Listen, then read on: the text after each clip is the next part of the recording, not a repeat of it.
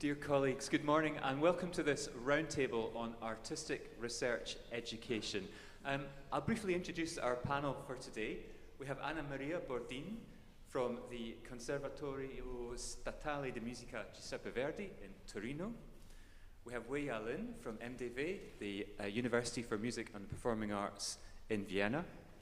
We have Stefan Österjö from the Pitio School of Music and former member of the REACT group. More on that in a moment. We have Theodore Parker from this institution, from our host, the Estonian Academy of Music and Theatre, and a member of the RappLab group. And we have Stefan Gies, who is well known to many of us as the former chief executive of the AEC, but is now senior advisor to AEC and was also involved in RappLab. You're all very welcome. Thank you very much for this. A little word on what we're going to do in the context for this round table. Some years ago, 2 Erasmus Plus strategic partnerships were funded, which, perhaps by coincidence, had rather similar remit, similar outcomes. These are REACT and RappLab, and both of those partnerships are now complete. But there is an enthusiasm to take forward the learning that came from those 2 partnerships and to find a way to project this in a series of events and initiatives over the coming years. The suggestion that this be taken forward by EPARM was made by those who'd been involved in REACT and RappLab, and there was terrific enthusiasm from the EPARM working group for this proposal. Already, there has been some work building and capitalizing on RappLab and REACT in a webinar that took place at the end of last month. But this marks our first steps in, this roundtable today marks our first steps in considering what might be the future of this collaboration and what might be the particular role of EPARM in taking that forward. So our plan for today is to consider certain key aspects of artistic research education. We'd like to think about artistic research education in the first and second cycles. How do we develop the skills and attitudes for artistic research in those cycles? And indeed, to some extent, this was the work of REACT and RappLab. We'd also like to consider artistic research education in the doctoral cycle. How do we best support our doctoral students in their work? And we'd like to give time also to the question of artistic research education for our wider conservatoire communities. How do we best support colleagues to further develop their skills as artistic researchers, or indeed to begin a journey as an artistic researcher after experience as a practitioner? So, as I say, the plan is to begin to set the agenda, and your input as participants in this roundtable is absolutely crucial here. I will stop periodically to formally invite questions from the hall, but I would really appreciate if in fact you felt confident to contribute whenever you like. Raising your hand, we have microphones available in the hall. Raising your hand, I will keep an eye out for you. If you have any questions that you want to pose as a result of anything that's said on stage, or any reflections that you want to share based on your own experience. So that's our plan for the next 90 minutes or so. I hope that makes sense. First of all, I think it might be useful to begin, really for those who might not be aware, with a recap of those 2 projects that have led us to this place, a recap of RappLab and REACT. And Theodore, I thought I might come to you first of all and ask if you might give us a little summary of RappLab and some of the key things that came out of it. Yeah, sure. The RappLab was started in 2021, or at least the discussions for it were started. And the original plan as it started was to develop a kind of collection of reflective practices which were not just aimed at benefiting artistic research, but also thinking about how these types of methods might benefit practitioners out in the real world. So trying to add to the professionalism by looking at artistic research as a source of a body of knowledge which can actually be used to further people's careers, not just in a doctoral level. What ended up happening, which is I think one of the biggest benefits of RappLab, is that the institutions involved all had somewhat different concepts of what artistic research is and what this word reflection actually means and how it is carried out in practice. So when RappLab was occurring, we ended up with 6 different experimental laboratories carrying out in some ways contradictory or even approaches to the idea of how reflection could be used. So the outcome of this project were these 6 different approaches being documented and presented, which you can all view either on Research Catalog or the RappLab website to get a kind of overview of what happened in the project. That's the short bit, my 2 minutes. Thank you very much, Theodore. So alongside RappLab, or whether by design or not, alongside RappLab came REACT. And Stefan, I wonder if you could give us a similar introduction to REACT and its outcomes. Thank you. Yes, REACT ran in parallel with RappLab. And it had 3 members in the north of Europe and 2 members in the south of Europe, and I think that was partly coincidental. But we had a similar situation with diversity. It surprised us when we started doing the work that we had such different experiences of integrating artistic research in first and second cycle education. This we found to be a little bit of a challenge, just to provide a different perspective, because it made it harder to share experiences and develop practices further. I think the final outcome, the most important one of the project, was an urge to know more. We did produce an edited book, Teaching Music Performance in Higher Education, the Potential of Artistic Research. I edited the book, and I think what came out of that was the real urge to produce another book, because you only get so far. What I want to highlight is we produced a MOOC, a series of videos, instructional videos aimed at students. And we see that platform, which is being used right now, as a potential for great improvement in the coming years. So we really hope that platform could be of use, not only in our own home institutions, but also elsewhere, and certainly do welcome contributions towards this platform. Thank you. Thank you very much. And that key aspect of diversity, diverse experience, diverse contexts, this seems to be really important, I think, in terms of framing where we are now and what we might do in the future. Something that you both shared, whether it's a challenge or an opportunity, it's clear that it is the case that we bring together very many different experiences and contexts. Great, thank you very much. Now, shall we perhaps begin to look forward? And so let's move into the first substantive part of our discussion. And we're going to think about the first and second cycles in higher music education. Things that really emerged directly from the RappLab and REACT experience. Even in our brief conversation before this round table, across the panel, we were hearing about the different experiences in our different nations and our different institutions, with the extent to which artistic research is integrated into the first and second cycles. Now, already we know this was part of the work of Polyphonia, the 3rd edition of Polyphonia. There has been a great deal of consideration given to this. But I think, thinking of where we are now, I'd like to ask the panel, and we have not yet heard from Stefan Gies or from Weya and Anna Maria. I wonder whether the panel might say something about what they see as the key issues for artistic research education in the first and second cycles now. I'll leave it open. Who's going to step in?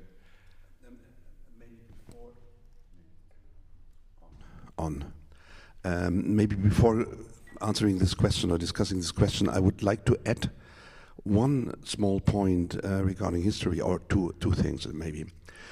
The first is that we all know that the Bologna Declaration was the starting point and triggered a couple of new developments, paradigm shift or whatever.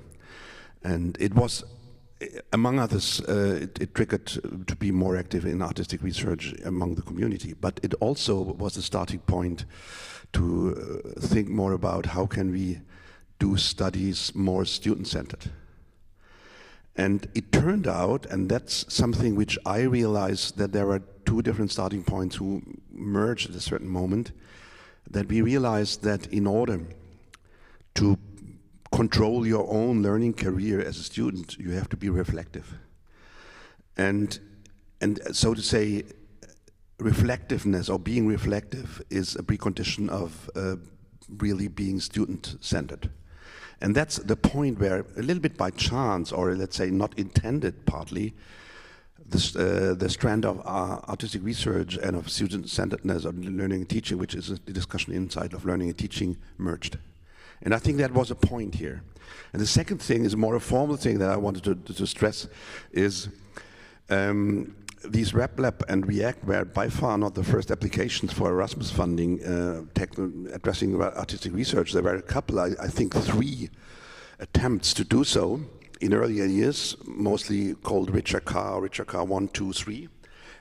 None of them was successful because in the past, all these kind of applications were lost in between, you know, the Erasmus was what addressing education, Creative Europe, which was addressing culture, and Horizon, which was addressing research. And whenever you launched an application on artistic research through an Erasmus program, they told you, no, go to research. And the research said the same thing, you know.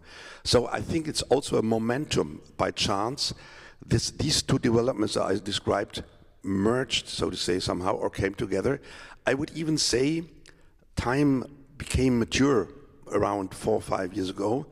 But this was already 20 years after the Bologna Declaration, but we had to take this path, so that's just an addition to what they said. Thank you very much, Stefan. And that sense of a moment, I think, is really important. That sense of momentum and a moment now is important. Anna Maria. Yes, I would remark this key word that is difference.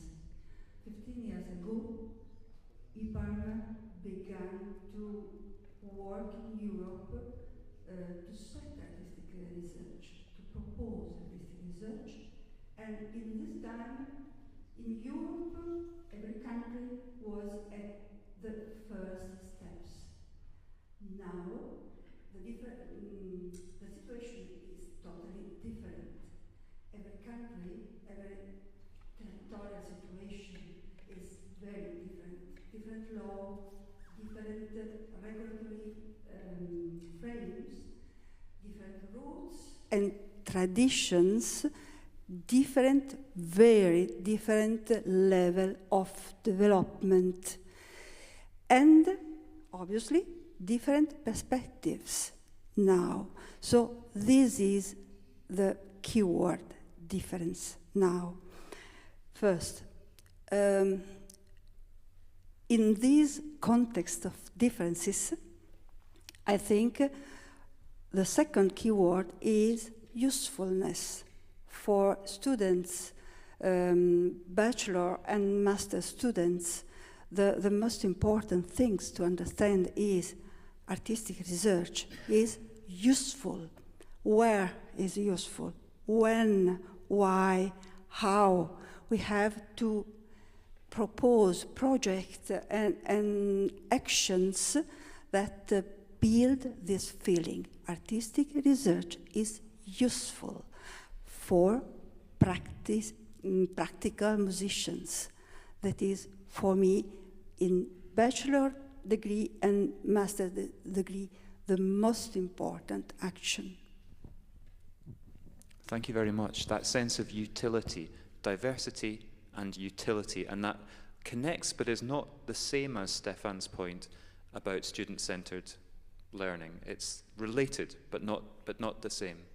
And I recall also the work of the third cycle Polyphonia group, considering the research attitude as a bridge into an autonomous professional practice, as well as a preparation for the third cycle. Well, yeah, would you like to come in? So in my school, we don't have artistic research in first or second cycle, but there are efforts. So if, for example, I'm teaching composition students about artistic research, ethnomusicology, and so on. So how to address questions, how to formulate their problems, how to find their paths to solve their problems. So this is what you say, a kind of attitude of research. And so we try to, in our everyday duty in teaching, to raise these kind of questions. Yeah. Declan, I can see you're getting ready there. So in Sweden, we've had artistic research in music since 2002. And I think we've been facing the same challenge as we do now, how to integrate artistic research in the academy. And I'm thinking, you know, Marcel Kubesen famously wrote in this paper in 2007 about artistic research in the academy, describing it as a Trojan horse.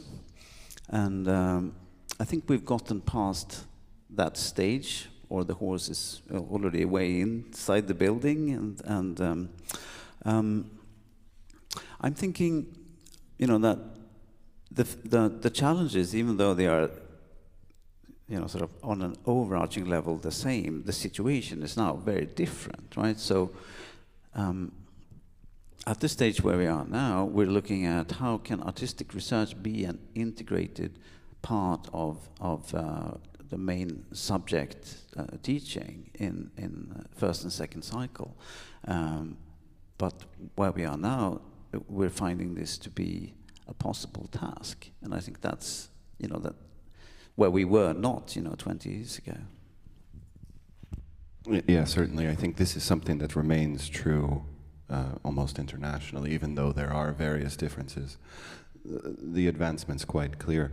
I mean, it's also in our university, because as a direct result of the RappLab, we have started introducing curriculum at the second cycle stage, affording students the possibility to engage with this concept of artistic research. But what I'm noticing more and more, when you say it's a Trojan horse, and in some ways I think it still is a Trojan horse, precisely because it's providing a certain kind of space that other curriculum might not be able to provide. And that is the key, in my opinion, about, you know, students being allowed to engage and practice at a level in a space that maybe they're not being afforded in other curriculum styles. So, and I think this is one of the main aims of talking about artistic research at second and first cycle levels, is that we're actually providing the space for the person to engage with these issues. Yeah. Just a reminder to the audience, we'd love to have your contributions and responses. There's one here, just here. Thank you. Hi, thank you very much. This is a really interesting topic. I was just wondering about, well, any of you I would ask. There's been, I think, even with these projects and other projects, there's been a very strong focus on the student and on providing tools and a framework related to artistic research, to curriculum, and to studies at the study level. But maybe not so much thought or projects dealing with the teachers. And I think Stephen mentioned that briefly.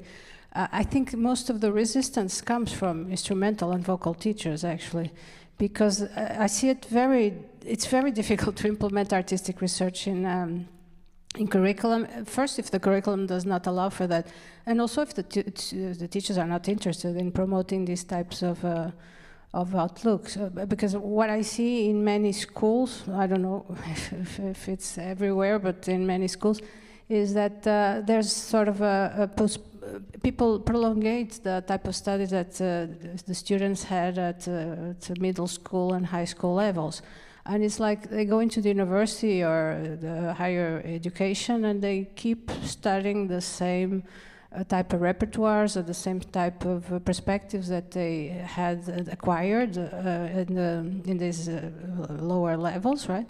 And they actually have become very proficient and they're very good players when they're 18. So why should they keep doing the same stuff, playing the same music by white male composers throughout their university studies? I think it's not so much the students' fault, but it's maybe the teachers. And how can we motivate our colleagues to look and act and innovate? I don't know the answer for that. Maybe you can have some suggestions from what you studied and observed. Thank you very much. Elena Marino, and I ask if you ask a question, please do say your name, just so that I should have reminded you, but please say your name so that we know where you come from. So the question of curriculum, and if I use the expression in an expansive sense, pedagogy, you know, the way we teach, what we teach, and the way we teach. Would anyone like to respond to that? So. For me, just like Stefan was suggesting previously, the other Stefan, student-centered pedagogy is one of the most important opportunities I see in artistic research. So when it comes to teaching, it is a way of offering tools to students to identify challenges, identify possibilities in their practice that they wish to develop, and help them to identify the right tools for doing this. And what's happened, I think, largely across Sweden in institutions that I've followed across the years, is it's really bottom up from students doing these projects, convincing their teachers that this really is a valuable way to go. So we see this almost, I mean, some schools, like in my home institution, almost like a completed process. We have many challenges in terms of integration of artistic research practices, but we certainly see how students have thoroughly convinced their teachers by now that, you know, what they do using artistic research methods are totally useful and central for what they do in their studies.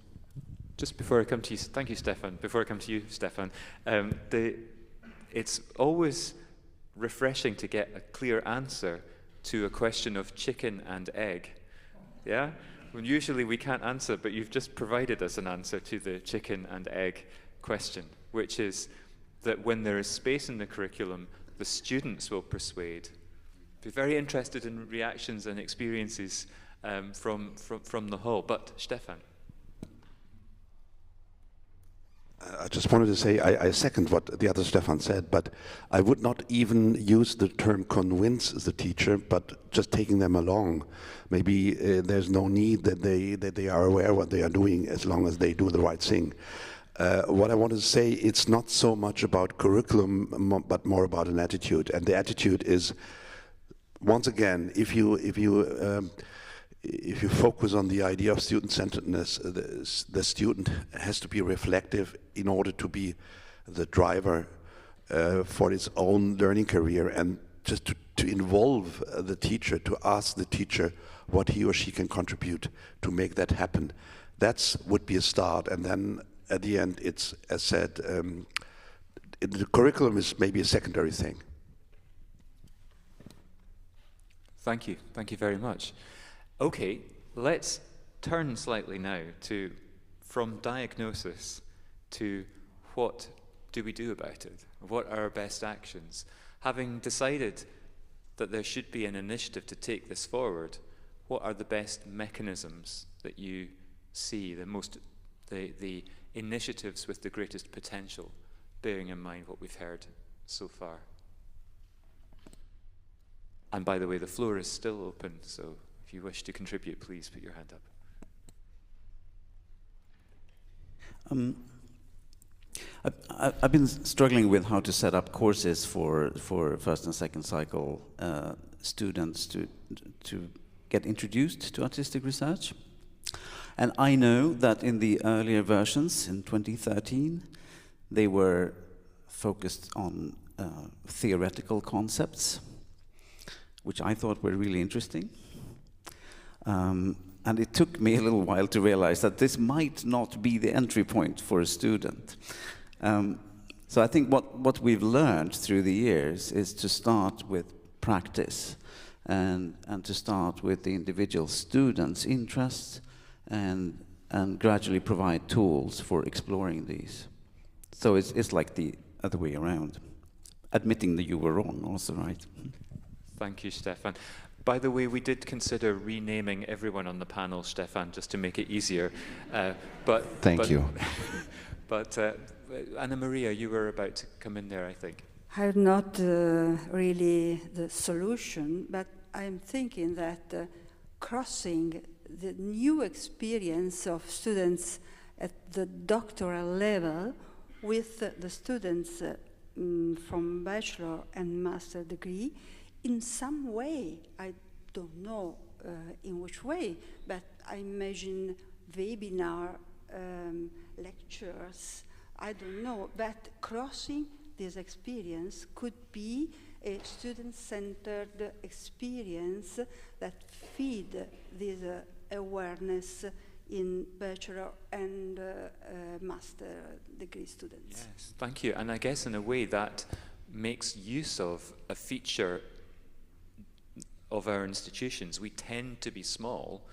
We tend to have student communities where it would be possible to bring together the students from the different cycles. And of course, that's a principle of our education at bachelor and master's level in, for example, the large ensembles that we have. But bringing that multi-level approach into this question seems to be making good use of our resources. Yeah, thank you. I just wanted to maybe add to what you mentioned earlier, because I also have the same exact experience that you mentioned. And I've noticed one thing, of course, starting with the theory instead of the practice generally doesn't work. But I've also noticed the second thing, that actually providing a space for second cycle students to engage with other practices that aren't their own practice, that's not so personal to them, but is actually removed from what they're directly involved in, is kind of, it gives them the freedom to look back at what they're doing in the new way. So it's not trying to get them to deepen their practice through artistic research directly in their own work, but actually to have, let's look at what choreographers do. And then they look back at their practice and like, oh, that's what this is actually about. So there needs to be also a kind of interdisciplinary approach to how we're communicating the practice to the second cycle students. Can I just ask, before I come to you, Stefan, can I just ask Theodore, how interdisciplinary does that need to be? That's a good question that I don't have an answer for. No, I mean, I've been doing this now since RappLab started. We integrated this kind of course for about 2 or 3 years, and I'm only sneaking it in step by step. So I don't know what the limitation is, where maybe it doesn't work, but it's a great question that needs to be documented as we move forward, I think. Thank you. And Stefan, you were about to come in. Just a very brief comment. Yes, indeed. I mean, obviously, to start with each student's individual questions and challenges and so on is not about navel-gazing or creating this kind of solipsistic environment where everyone's just thinking, from their own inner sort of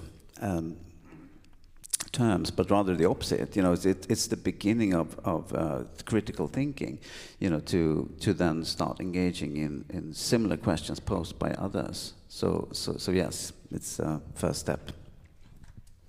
Thank you. Weya, and then we have a question from the hall. Weya first. So we don't have the first and second cycle, but what I observe often, it's a very good idea that brings students to make a practice together. And another level or another aspect, I think it's very challenging for the students is also to talk about things even they are from different disciplines. How can we find a meta level to talk, to discuss, and even have a culture of fighting, of argumenting? So this is what I observe, what our students are struggling with words. To verbalize things is difficult for them. Yes, not necessarily the formal words of academic writing, but just verbalizing for each just other. Just verbalize the challenge in their practice, and to exchange, to find somehow a point to discuss. It's difficult. And in teaching, we can apply also how to direct, how can we teachers direct kind of discussions about the practice. I think it's also important. Thank you very much. A question now.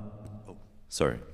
Bruno Pereira from Porto. Well, thank you very much for your thoughts and reflections, because I think it's very nice and very useful. I was wondering, we are talking about first cycle, second cycle, third cycle, and of course, but also, as Elena said, and probably that is varying in different countries and different cultures, but I think we need to start much earlier. Well, I know AEC is doing it somehow with going to also with the other European associations of pre-university schools, and I really think that resides the really a change in the paradigm, because then I feel that we are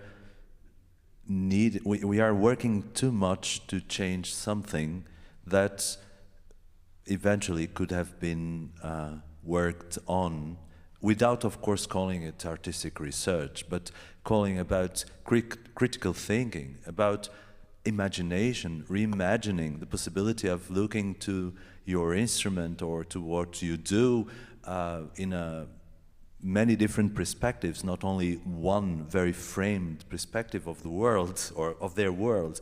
As Theodore was saying, also the possibility of interdisciplinarity since the beginning, since they are 3, I don't know, 2, 1, 0, I don't know.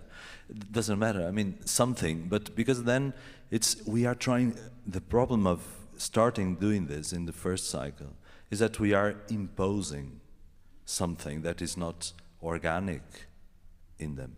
That's what my feeling working with it. So my call is like, let's dialogue and discuss that not only within higher music education, but together with the primary schools, the secondary schools, and so on. Thank you. Thank you very much, Bruno. I love the idea of neonatal artistic research.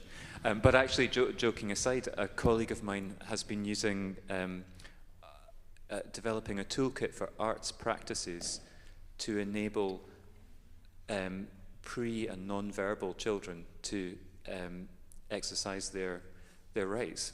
And so there are direct points of contact. It's the question, I guess, is for them not losing their ability of artistic research. Yes, absolutely. Not losing the skills that they innately have. Thank you. Can we think about strategies in this regard? Strategies for extending or changing what students come to the conservatoire with, if that makes sense. Strategies for changing the earlier phases of education. And I see another question over here, but I'll ask the panel to respond first, and then I'll come to you, if that's all right. May I say something? I think Bruno, you touched upon a very important point. If you talk about artistic research integrating the first and second cycle, is it about imposing? And I would say no, it shouldn't be about imposing. But I would like to ask, you said that you don't have a first and second cycle program at all in MDW, but the problem and I think one of the reasons why you don't have might be that you don't want to impose something, which is a good thing, so to say. But the other point is, if you have a student who is about taking his examination or her in a master program and is interested in doing research or has heard about it, and maybe that's something he or she would be interested in, some of them are not at all prepared. They do not know what it is at all. So how do you find the balance between not imposing, but those who are interested to get them acquainted somehow with what it is. I think that's the main challenge. Thank you, Stefan. And the question from the hall there. Yeah, thank you so much, and so inspiring. I'm Carla Conti from Rome, and I would like to underline something that already Anna Maria told about these keyword differences, and also to the idea to embed the artistic research in the bachelor and master's courses. I don't know if you know the Italian situation that is already very diverse, you know, in all our more than 80 conservatories. But the thing is that our ministry has forbidden to put the word research in the bachelor and master courses, course catalog. Now, fortunately, Rome, you know, already did this kind of, we can say, revolution, but just for the music education, the master in music education, but we have 4 masters. So we have the module course, master, postmaster, and this and that. So the question is, we as AAC members and you as, you know, EPARM working group, if there is something that we really can do, like a document, like something to let our institutions, you know, organization, first of all the ministry, but we can bring from the National Council of CNAM, we say, of the higher education institution in the arts, in the field of the arts.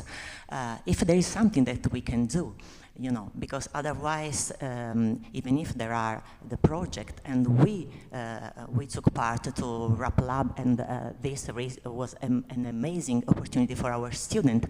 Really, I don't know how can we embed it in the courses. It's not our problem for Santa Cecilia, but I think that especially now with all the PhD programs active in all the Italian higher music education, quite all, we really should face this strange thing. We are in the top, we have the PhD, and we have nothing in the level. Thank you very much. And if I might draw out 2 things from your comments there. The first is the need for continued advocacy.